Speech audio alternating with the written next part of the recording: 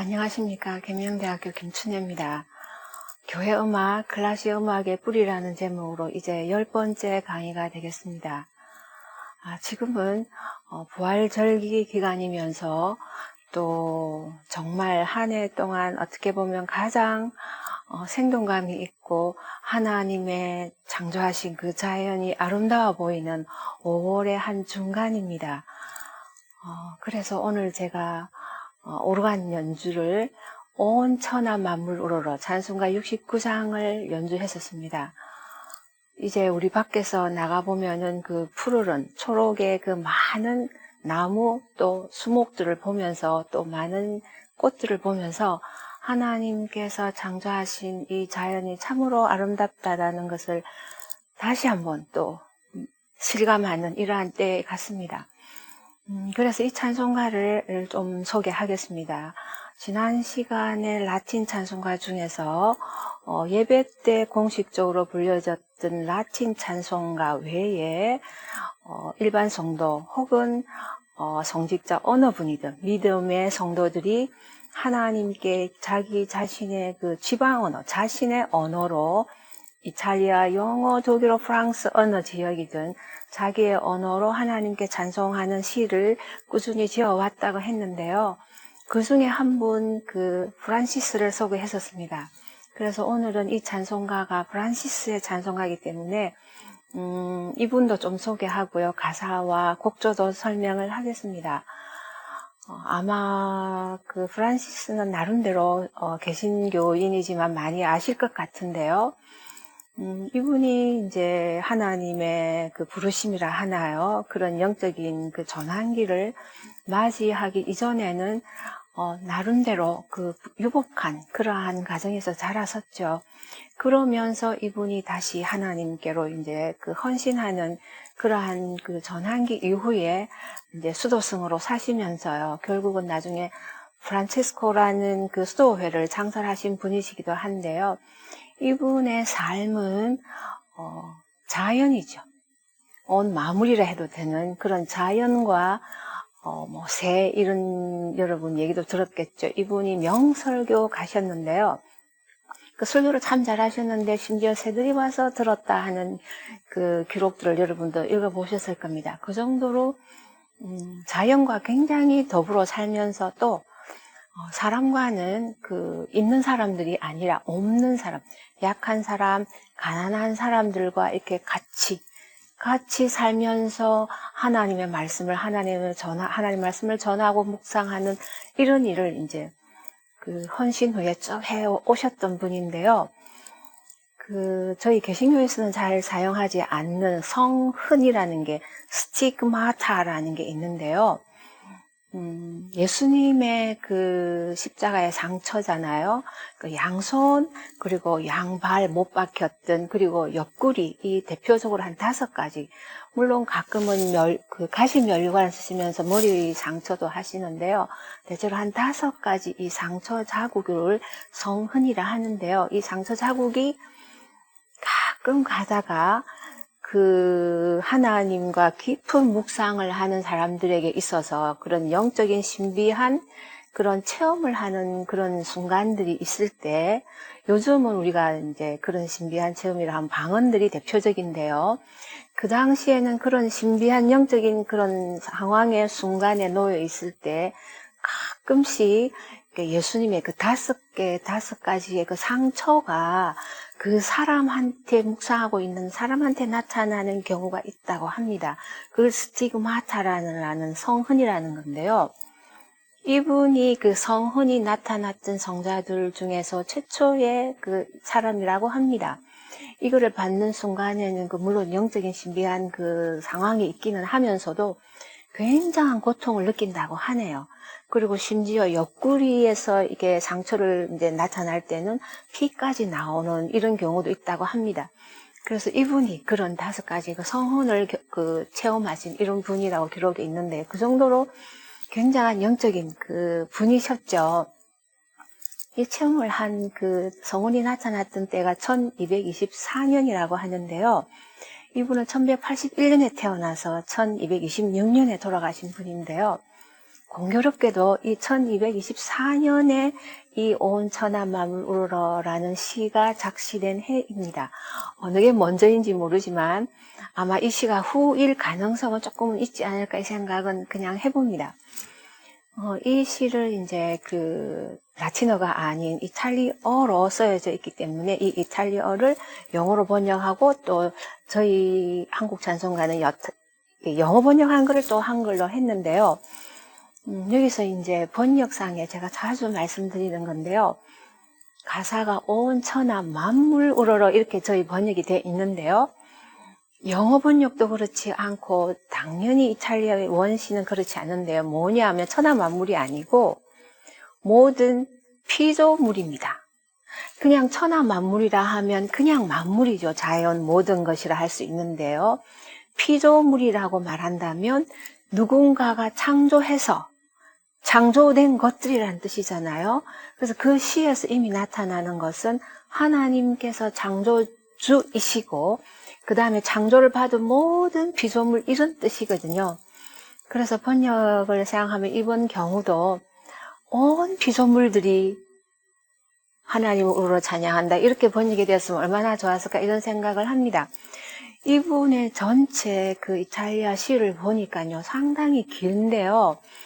행으로 이렇게 나누면 거의 한 12행이 이렇게 쭉 있습니다. 어떤 행은 좀 길고 어떤 행은 좀 짧고 그렇기는 합니다만은 12행인데요. 저희 찬송가는 6절만 있거든요.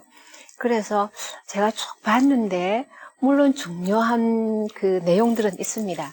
그렇지만 이 12절에 이 행에 나타나는 많은 다양한 것들이 이제 없어서 나름대로 아쉬운 점이 있는데요. 그거를 자세히 보면 이 행을 쭉 다 보면요.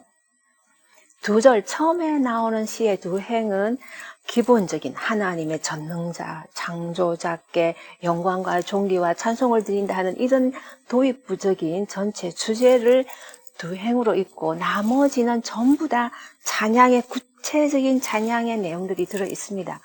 그래서 그 이탈리아 말로요. 라우다토 이렇게 모든 행 시작이 라우다토로 시작합니다.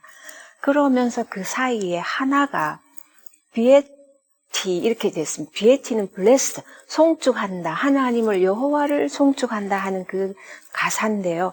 비에티라는 게 한 행이 딱 있고 나머지 9개는 라우다토 물론 하나는 라우다테이긴 합니다. 어미만 변한 상태인데요. 라우다토가 찬양하다 이런 뜻이거든요. 그래서 행 시작이 10개가 라우다토 이렇게 쫙 나오고 라우다토 이렇게 해서 그 다음에 비에티 하나 있고 라우다티 이렇게 나오는데요. 참 좋은 시라는 제가 하나하나 보면서 감동을 많이 받았는데요. 그 시에 또 독특한 게 있는데요.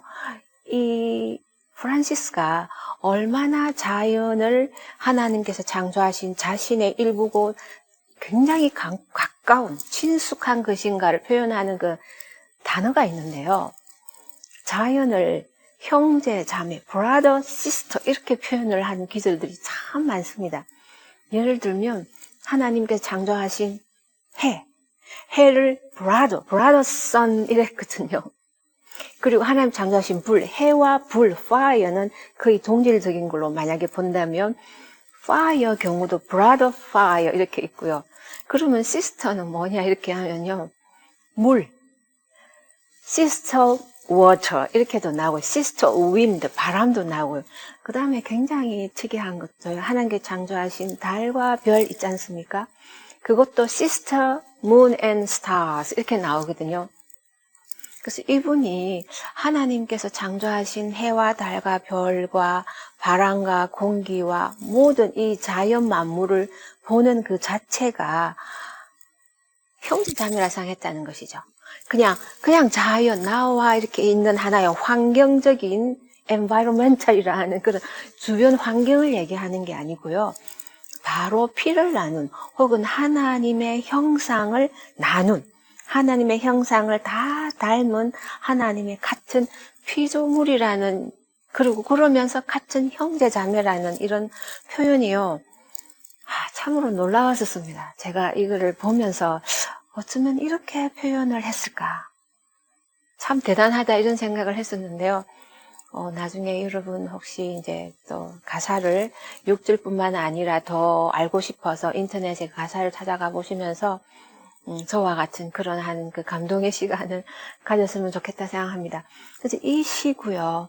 그 다음에 이제 선율인데요. 선율은 드레이퍼라는 분이 1800년 후반에 이 프란시스의 시를 가져와서 1623년 독일 찬송가입니다. 쾰른에 있는 그 독일 찬송가에서 이 선율을 가져왔는데요. 이 드레이퍼라는 분도 참 특이한 분이셨습니다. 그냥 시를 그대로 가져와서 찬송 선율에 그냥 넣는 것이 아니고 그 쾰른 독일 찬송가가요. 어떻게 돼 있냐면 따라라라라라라라 두 번 나오고요. 그 다음에 뭐가 있냐면요. 알렐루야가 두 번 있습니다. 그 다음에 따다다디다다다다 두 번 나오잖아요. 그리고 또 알렐루야가 또 두 번 있거든요. 그리고 맨 끝에 알렐루야가 또 세 번 반복되거든요. 그래서 절이 있고 알렐루야 두 번, 절이 있고 알렐루야 두 번, 그 다음 맨 끝에 알렐루야 세 번, 총 알렐루야가 7번 있는데요. 그게 오리지널 독일 찬송가입니다. 그러면서 독일 가사는 당연히 프란시스 가사가 아니고요. 우리 모두 함께 기뻐하자 이런 이제 찬송가입니다.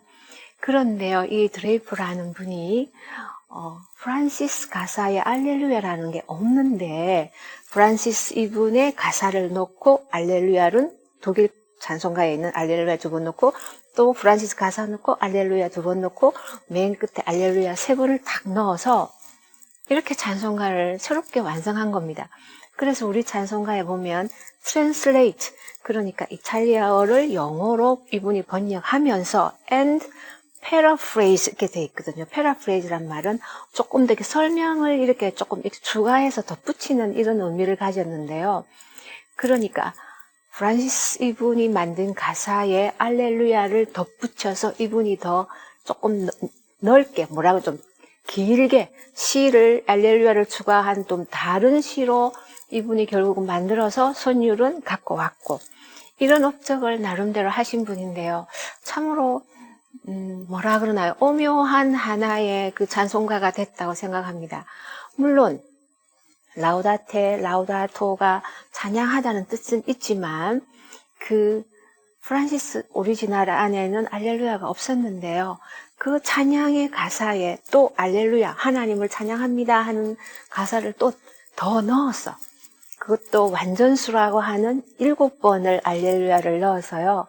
그 프란시스가 하나님께 찬양했던 그 마음이라 하나요? 그래, 그분의 영의 상태를 더 절절하게 표현했다는 데서 참 대단한 그런 그 패러프레이즈다 이런 생각이 듭니다. 이제 여러분께서 이 찬송가를 보실 때마다 혹은 절이 너무 길어서 예배 때 많이 부르지는 못하더라도 개인적으로 묵상하시면서 선율을 부르셔도 좋고 아니면 그냥 묵상하면서 가사를 쭉 읽어도 참 좋은 가사거든요. 여러분께서 그 아시스의 프란시스도 한번 이분을 생각하면서 이 알렐루야랑 이 바람, 구름, 이 모든 만물들이 결국은 하나님께서 창조하신 것이라는 그런 고백을 찬송가를 보시면서 많이 감동을 받으셨으면 좋겠고요. 특히 이 5월에 이 모든 자연을 보면서 하나님의 그 창조하신 그 높은 그 은혜 또 찬양을 마음껏 우리가 표현하는 이런 시간들이 됐으면 좋겠습니다. 그러면 잠깐 간주를 듣고 또 이어서 강의하겠습니다.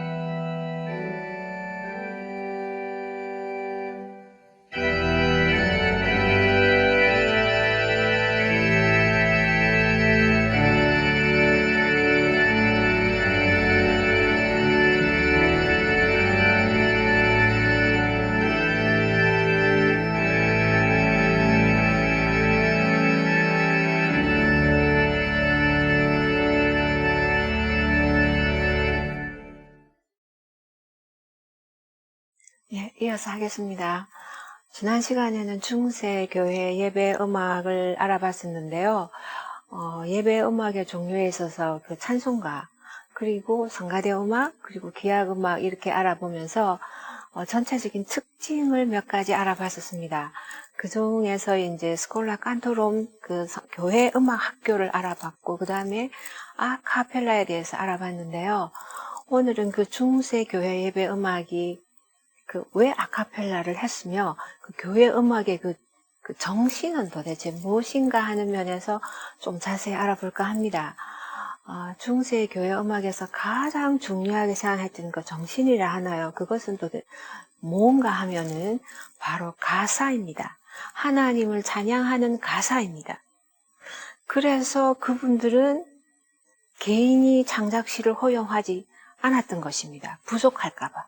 그래서 성경 가사만, 하나님의 말씀인 성경 가사만 하고 개인이 창작하는 것이 아니라 교회 전체가, 교회라는 거기서 나온 그분들의 모임에서 채택된 전례문의 그 가사들만을 찬양으로 했었거든요. 그 이유가 바로 가사가 중요하기 때문이었습니다. 너무나 중요하게 생각했었는데요. 이 가사 때문에 예배 음악의 모습이 달라진 것입니다. 그게 바로 아카펠라였거든요. 무반주로 나타나는 건데요. 무반주를 하게 되면 아시겠지만 노래만 있지 않습니까? 기악 반주를 하는 자체가 없기 때문에 가사가 훨씬 더 잘 들릴 수 있거든요. 물론 아카펠라의 이유는 또 다른 것도 있습니다. 그 초대교회 때부터 물론 성전 예배 때는 계약이 있었지만 교회가 생기고 나서 초대교회죠. 교회가 생기고 날 때 그때 상황에서는 기악이 굉장히 세속적으로 사용됐기 때문에 세속 문화가 교회에 들어올까봐 무반주를 했던 것도 사실입니다. 그게 쭉 이어져서 계속해서 기악은 조금은 좀 세속적인 맛이 좀 난다라고 느꼈던 것이죠. 그래서 예배 때 하나님께 드리는 경건한 음악에는 없는 게 좀 더 낫겠다 했던 게 중세까지 이어진 것인데요. 그 이유 중에 또 무반주 했던 게 바로 가사를 잘 드러내기 위한 것이었습니다. 그래서요, 챈트 들어가면요, 그 가사 면에서 왜 가사를 중요시 했는데 챈트 이래 나왔던가 하는 얘기인데요. 아시겠지만 챈트는 한 선율이지 않습니까? 한 선율인데 가사를 중심으로 선율이 오르락 내리락 하거든요. 중요한 가사에 액센트가 붙으면서 음이 좀 올라가면서 다시 덜 중요한 거는 좀 내려오고 이렇게 뭐라고 하나 단어의 억양 따라서 이렇게 운율과 그 다음에 음정이 오르락 내리락 했던 많이도 안 올라가고 한 3, 4 나다 순차적인 진행을 했으니까 잠깐 올라갔다가 잠깐 내려왔다가 이렇게 된 것이었거든요. 가사를 드러내기 위한 것이죠. 가사는. 그랬기 때문에 이 챈트에도요. 사실은 3가지 종류가 있었는데요. 정말 중요한 가사 하나하나 또박또박 소리를 내야 하는 챈트는요. 한 단어 탁탁 같습니다. 예를 들면 신앙 고백입니다. 크레도인데요. 만약에 한국말로 우리가 신앙 고백을 한다면 전능하사 전지를 창조하신 하나님 이렇게 하나하나 하나에 모음 하나가 붙도록 중요한 가사는 하나에 모음 하나가 붙도록 이렇게 딱 했고요. 가사를 잘 전달하겠다는 거죠. 장식을 거의 배제했었습니다. 한 음씩 이렇게. 그 다음에 이제 조금 뭐라 그러나요? 묵상하고 탄원하고 간구하는 그런 기도가 있을 때는 예를 들면 주여 같은 거거든요. 키리에가 주여 이렇게 나오는 건요. 키리에 한 2-3음 정도로 넣었습니다. 간절하게 하는 거죠. 키리에 이런 식으로 한 2음 정도가 들어가는데요. 그 외에 그래서 좀 간절함이 배어 있는 정도만 하고요. 그 다음에 가사를 또 살리기 위해서 또 이제 3번째 방법인데요. 아주 장식적인 게 있는데요. 어떤 데 장식적일까요? 당연히 기쁜 겁니다. 하나님께 영광을 돌리는 아주 기쁜 전형적인 것이 글로리아거든요. 그리고 알렐루야입니다. 알렐루야는 하나님을 찬양하라잖아요. 그래서 해가지고 알렐루야에 굉장히 많은 모차르트 알렐루야 아시는 분 계실 텐데요. 굉장히 많은 음들이 아자에 붙어 있거든요. 장식적인 거죠. 굉장히 기쁜 거. 그리고 우리 찬송가에도 있습니다. 크리스마스 찬송가에 글로리아. 우리 번역은 이렇지 않습니까? 영에 혹은 글로에 굉장히 많은 제가 불렀듯이 음들이 있지 않습니까? 굉장히 기쁜 것이죠. 즐겁고. 그래서 가사를 드러내기 위해서 즐겁고 기쁘고 기쁜 찬양은 그 음들을 굉장히 많이 넣었고요. 단언하고 강구하고 하소연하는 이런 종류는 한 2음 정도 이렇게 넣고요. 그 다음에 아까 말씀드린 엄격하게 아주 신앙 고백을 따박따박 해야 되는 경우가 생길 때는 한 모음에 한 음씩 딱딱딱 넣었던 이게 바로 가사 때문입니다. 가사를 잘 들리게 하는 찬송가에서는 이런 것이고요. 그 다음에 합창입니다. 합창인 경우를 보시면은 물론 그 당시 나중에 합창이 나올 때 되면 다성음악입니다. 폴리폰이라고 그러는데요. 호모포니, 폴리포니 이렇게 2가지가 나오는데 여러분이 제일 많이 하시는 폴리포니, 다성음악은 핸델의 메시아입니다. 그 생각하시면 돼요. 핸델의 메시아 생각하면서 합창 블루스 생각하면 소프라노, 엘토, 테너, 베이스가 수직으로 딱 봤을 때 가사가 같이 딱 나오는 경우는 호모폰입니다. 같이 쫙 쓸 때가 있거든요. 핸델의 메시아 보면. 그런데 성부가 각기 다른 동시에 수직으로 봤을 때 다른 가사를 다른 선율을 서로 이렇게 부르고 있는 경우가 바로 폴리폰이거든요. 그래서 그러면은 폴리폰이면 가사가 잘 들릴까 이렇게 생각할 수 있는데요. 오히려 이분들은 어떻게 생각하냐면 가사를 여기서 또 얘기하고 또 얘기하고 또 얘기하는 거죠. 가사를 강조하는 의미도 있었기 때문입니다. 그래서 결코 폴리포니해서 가사가 잘 안 들리는 일이 없는 것이다. 이제 나중에 이제 가면 약간 문제될 때가 한 번 있었는데요. 결국은 폴리포니로 나와도 가사가 각기 다른 성부에서 다른 가사를 해도 가사는 계속해서 반복되기 때문에 다른 성부에서 반복되기 때문에 오히려 가사를 강화하는 결과도 있다. 이런 결론이 나중에 나왔는데요. 바로 이것입니다. 가사를 계속해서 들려주는. 그러면서 실제로요, 그 중세 교회 때 합창을 보면요, 가사는 굉장히 짧습니다. 중요한 절은 얼마 없습니다. 없는데요, 그거를 또 반복하고, 그 다음에 한 부분 지나가고 나면 또 등장하거든요. 가사가 계속 바뀌는 것이 아니고, 한 번 불렀는데 또 중간 호감에 또 가사가 나오고, 끝에도 가사가 나오고, 이런 식으로 얼마 되지 않는 가사를 한 5분짜리 혹은 6분짜리로 계속해서 이렇게 등장하는 가사가 있는데요. 이것도 또한 가사를 잘 드러내기 위한 것이었습니다. 그런 것이거든요. 그 다음에 이제 오르간을 보겠습니다. 저번에 중세교회에 오르간 얘기할 때요, 반주를 안 했다가 그랬죠. 그게 아까 말씀드렸듯이 혹시라도 가사를 방해할 수 있는 것이죠. 물론 반주 안 하는 그런 하나의 그 교대 연주라는 그런 예배 음악의 형식도 있긴 있었지만, 그래서 오르간은 따로 연주했다 했는데요. 따로 연주할 때도 따로 연주한다는 얘기는 1절이 성가대가 불렀으면 2절을 오르간이 하는 건데요. 그렇기 때문에 2절은 실제로 노래가 없습니다. 그렇지만 오르간이 합니다. 그래서 오르간이 할 때 그 챈트라고 해서 성과 선율이 잘 들리도록 긴 음으로 만약에 도미 이렇게 되면 더 길게 한 음색이 강하게 쫙 길게 연주해 줍니다. 가사를 들리도록. 그 가사를 생각하도록 하는 것이죠.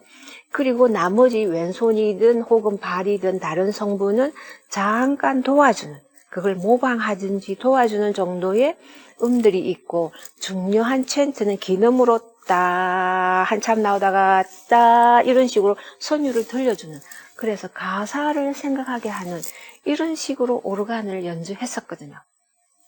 왜냐하면 알터나팀이기 때문에 1절, 2절, 3절, 4절 이러면 오르간이 2절, 4절을 하게 되면은 가사가 없기 때문에 그 가사를 오르간에서 가사는 실제로 없지만 들려주는 것이죠. 가사를 상징하면서 생각하게 하는, 묵상하게 하는 이런 때였는데요.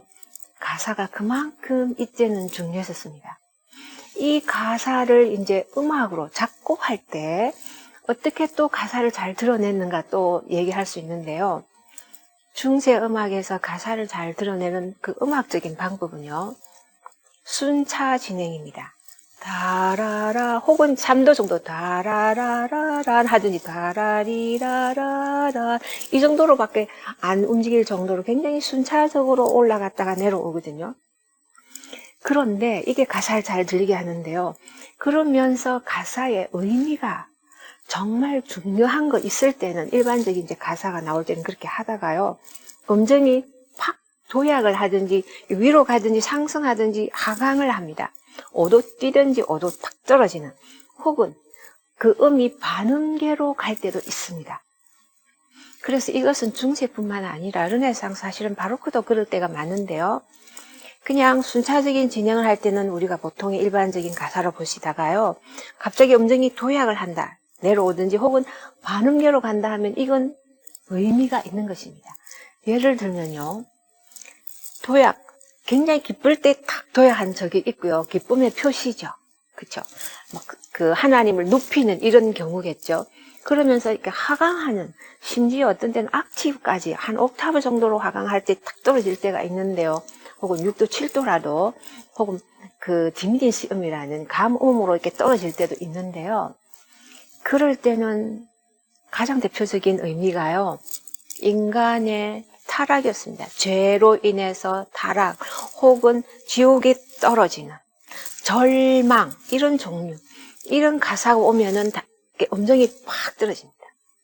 그래서 가사를 이렇게 그 음악적으로 표현한 거거든요. 반음계의 경우에도요. 고통, 반음 올라가는 게 반음씩 올라가는 게 그 리얼하게 아주 뭐라 그러나 참 사실적으로 사람의 고통을 표현한다고 봤었거든요. 그래서 반음으로 이렇게 반음계로 하든가 또 가끔은 그냥 뭐 고통과 관계없이 바하곡에 보면요. 1년이 지나가는 그런 이제 찬송가가 한 해를 보내면서 이런 찬송가가 있는데요.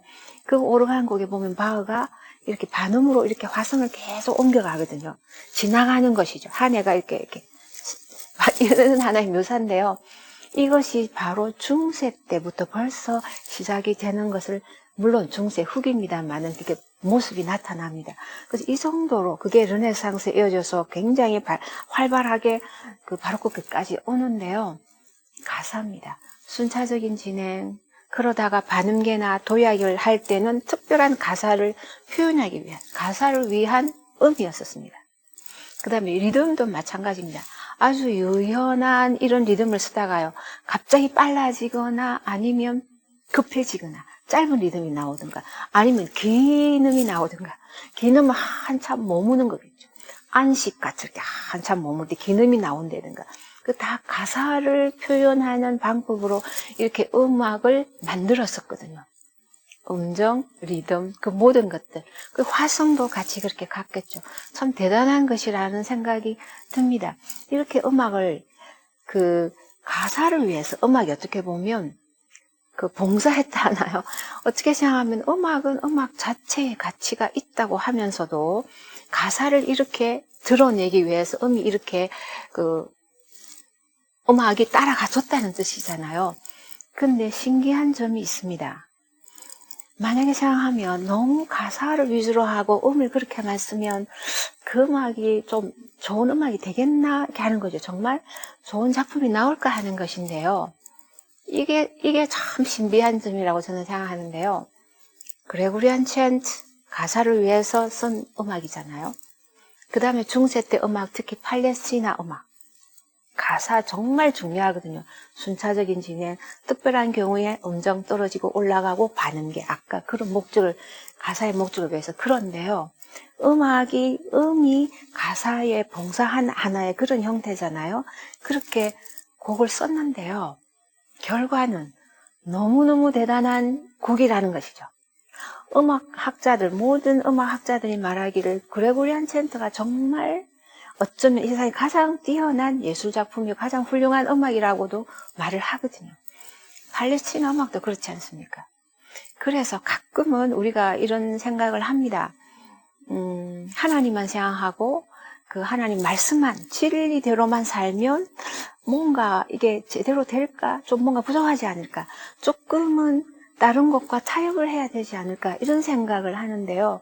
오히려 이 하나님 말씀으로만 우리가 집중을 한 것이 결과적으로 훨씬 뛰어난 결과가 예술 작품이 나온다는 것을 너무 많이 세상에 있거든요. 음악 작품만이 아니라 우리의 그 역사 속에서도 그런 사례들이 참 많이 있는데요. 음악에서 이런 놀라운 결과들이 나오는 걸 보면서 역시 하나님께서는 그 우리가 진정으로 어떠한 영의 마음으로 이 곡을 혹은 작곡을 음악을 대했느냐에 따라서 그 결과는 하나님께서 책임지셔서 좋은 예술 작품으로 만드신다는 것이겠죠. 참 많은 교훈이 되는 것 같습니다. 그 다음에요, 지금 현대 교회와 우리가 한번 생각해 볼 것이 있습니다. 그때는 아카펠라를 하면서 가사를 위해서, 가사만 드러내기 위해서 했는데 결과적으로 좋은 음악도 됐는데요. 지금은 여러 악기가 있지 않습니까? 특히 저희 한국교회는 CCM을 많이 하기 때문에 드럼도 있고요, 신테사이저, 전자기타, 뭐 다양한 그런 그 전자악기들도 있고, 그 다음 피아노도 하고, 그리고 그 전자악기들이 그 스피커를 통해서 그 막강한 소리로 쾅쾅거리면서 나오거든요. 그럴 때 우리가 한 번쯤은 생각해 볼 수 있을 것 같습니다. 그 사람들의 아카펠라의 정신은 무엇인가? 가사를 위해서 그렇게 한 것인데, 우리가 이렇게 음악을 하면서, 이 다양한 악기 현대에 와서 하면서 정말 가사도 우리가 그만큼 생각을 하는 것인가? 가사는 잘 살아있는 것인가? 우리가 가사를 진정으로 생각하면서 찬양을 하는가? 이 아카펠라의 결과는요, 가사를 위해서 음악을 만든 그 아카펠라의 결과는 순한 음악이거든요. 순수한 음악이 되거든요. 사람의 목소리, 그리고 가사, 이거밖에 없거든요. 그렇다고 기악이 들어가면은 순수하지 않는 음악이라는 뜻은 아닙니다. 그러나 조금 다른 종류의 음악이 되는 건 틀림없거든요. 그러면 기악이 있으면서도 순하고 순수하고 하나님께서 원하시는 그 찬양의 가사가 하나님을 찬양하는 것이 음악에서뿐만 아니라 우리의 마음, 부르는 사람의 마음 안에도 그 가사가 정말 살아있는가? 악기 반주에 파묻혀서 우리가 음악의 소리에 파묻히는 게 아니고 가사가 오로지 살아나는가? 한번 생각해 볼 만하다고 생각합니다. 중세 음악의 정신은 이겁니다. 하나님 찬양, 결국 가사입니다. 가사를 위해서 우리가 온전히 찬양을 제대로 하겠다는 그러한 하나의 그 정신, 그런 마음이라고 생각이 들거든요. 기악도 참 좋은 음악입니다. 우리가 다음 언제 시간에 기악 음악에 대해서도 할 텐데요. 기악 자체가 가지는 그 가치도 상당히 많기 때문에, 그럼 현대에 우리가 어떻게 이 하나님께서 원하시는 이 좋은 순하고 깊이 있고 영성이 있고, 또 그러면서 하나님 찬양하는 가사를 잘 살리면서, 또 하나님께서 온 만물 모든 것으로 하나님을 찬양하기를 원하시기 때문에 기악도 당연히 들어가거든요. 어떻게 이 모든 것들이 조화 속에서 균형을 이루면서 하나님을 찬양할 수 있을지 우리가 계속해서 앞으로 알아보겠습니다. 오늘 강의 마치겠습니다. 감사합니다.